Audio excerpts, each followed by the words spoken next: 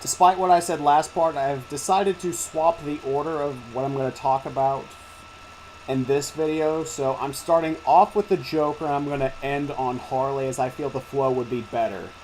So, without further ado, let's discuss how I would handle the Clown Prince of Crimes in Arkham Knight.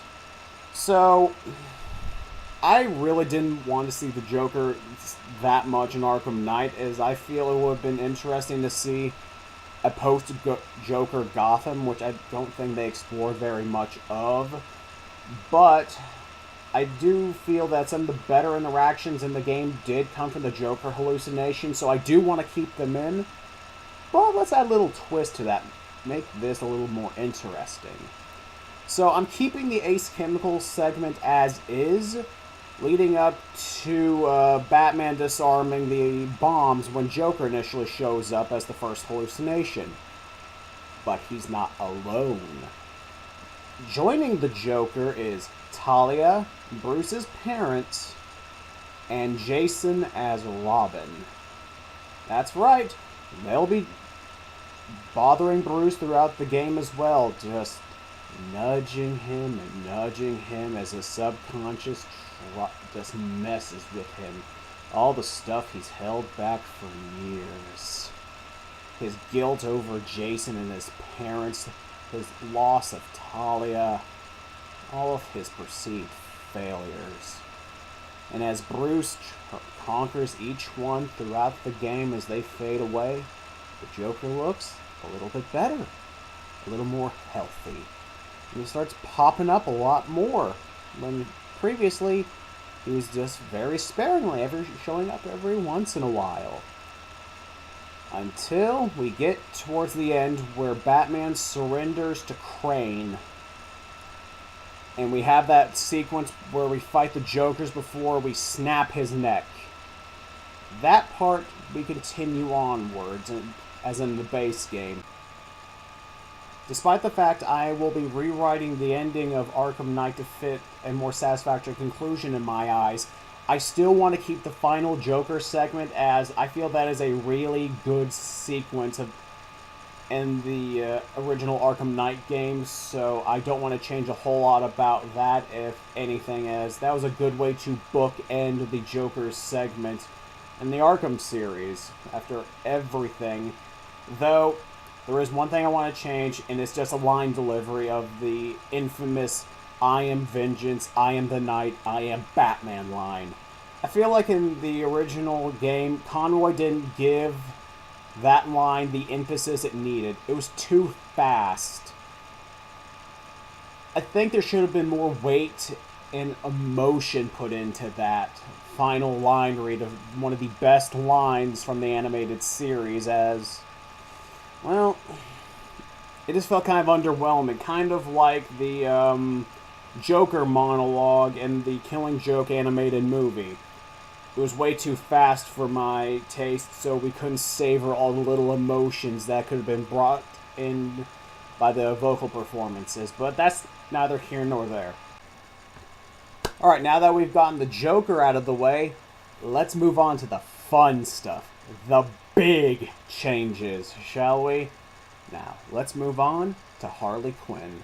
I'm going to be starting with her DLC first, as everything that happens in the main story is mainly tied to what I change here. The base DLC stays the same, though we expand on the ending. After beating Nightwing, Harley and Ivy have a shaky reunion inside the van heading towards Gotham. Harley looks to Ivy and tries to apologize despite everything that's gone on between them and their tense and rocky relationship falling apart after the end of Arkham Asylum and Arkham City. But she needs a favor. And then we cut to black. Now, here is one huge change to the overall story of Arkham Knight, and that mainly pertains to the Harley sequence. I'm cutting out the Joker-infected subplot in this. I felt it was ridiculous, and it took away from the ending of Arkham City. Panessa Studios is still Bruce's operation, and Tim is helping Alfred track down the Cloudburst and the malicious forces, while helping him try to decipher the Arkham Knight's identity to his frustration. When suddenly Harley and her forces break into Panessa Studios seemingly out of nowhere, Tim is quick to hide himself before shit hits the fan. So he starts to scope out the situation, and he cuts off the transmission with Bruce. Naturally, Bruce rushes over to the movie studios to help Tim when he sees that the area is just crawling with Harley's thugs. After slipping past a good portion of thugs and taking a few ones out of the way, Bruce manages to go into the central chamber where he finds that Harley has destroyed the Bat computer in there and anything resembling his technology. But she's not done there. No, that's just getting started. She has placed explosives at every major studio lot in Panessa Studios and plans to blow it and Robin sky high as the beginning of her revenge for Batman taking away her puddin', as she says. She has armed thugs guarding a technician in each major studio lot as they set up the explosives, so we can keep those original sets there, as they're fairly original and fun to play around in. So Bruce and Tim team up to take down each of the technicians before they can wire the explosives while tracking down Harley.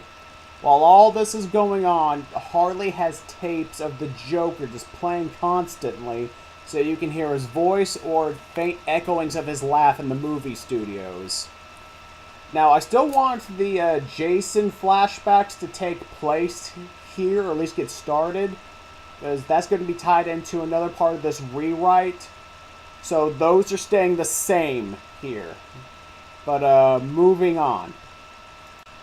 I'm also keeping the Joker hallucinations as pretty much the high of this point until the end, as Joker remarks to himself that Harley's going all out and she seems to be doing pretty well for herself despite him no longer being around. After taking care of all the bombs, the dynamic duo head out to escape the movie studios because they hear Harley leaving. However, once they reach the elevator, they have to dodge minigunner fire and are driven towards the plaza down below, where we have the initial tank fight after we escape Panessa Studios. No, sorry, after we're bringing Ivy into the GCPD, the area just in front of Panessa Studios. They're driven down there. Sorry for getting my words mixed up there, but regardless. Once they touch down, a crap ton of militia vehicles just swarm and surround that area, all given either Joker or Harley paint jobs to symbolize that her forces are surrounding them. Then, Harley herself makes an appearance, with a large sledgehammer leaned against her shoulder and a syringe filled with green liquid in the other. See, the thing that Harley asked Ivy to do is make a modified version of the Titan formula so she can have one last go at the dynamic duo and kill Batman with her bare hands for taking away the love of her life. She yells down at them, venting her anger and rage at them taking the Joker from her, and at everything going to hell. So the changes to the Titan formula are nowhere near as severe as they were in Arkham Asylum due to Ivy's modifications. The most it will do is change Harley's physique to a more Amazonian one, like Diana.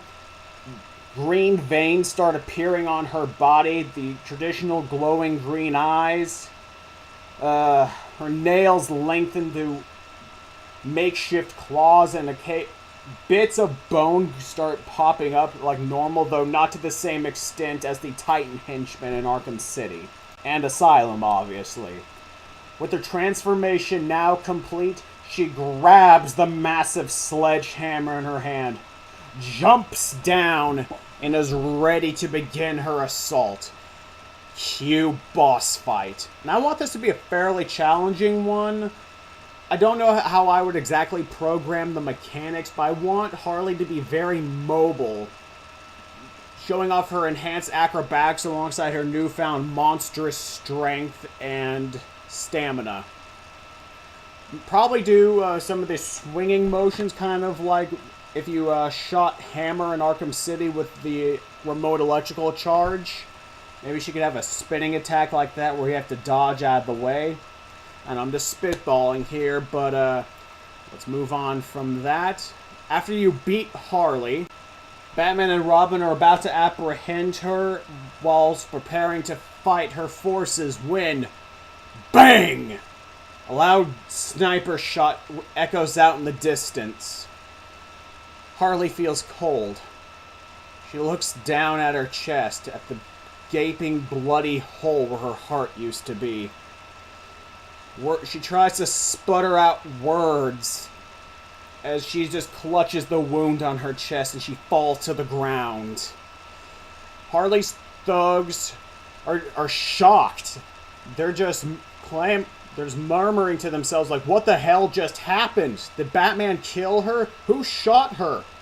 Bruce rushes down trying to save Harley's life when a broadcast just buzzes into his ear. It's the Arkham Knight. No, it's Jason. He's not filtering his voice this time. I'll be getting into another video. With a sneering laugh on his breath, Jason just asks one question in Bruce's ear, though he's really asking it to Harley through the scope of his sniper. Who's laughing now? And he cuts off the broadcast. And with that, Harley dies in front of Bruce and Tim as Jason retreats, having completed his mission of taking out one of the people who tortured him for over a year, since he can't do it to the Joker. And this is just the beginning. But yeah, Harley dies in this version. As I feel her revenge in Arkham Knight just sucked. Now I know some of you are going to point out that the bomb threat feels very similar to Harley Quinn's revenge. And I'm going to own up to it. It is. But I'm hoping the boss fight and her subsequent death at Jason's hands are good enough to make up for that fact. It's just, Harley never got the respect she deserves. She has a good character. She is a tragic character at the end of the day. And I felt Rocksteady really didn't give her the respect she deserves. Though if I'm being honest, that applies to a lot of characters under their writing, but rant for another day. Anywho, I hope you enjoyed that portion of this rewrite series.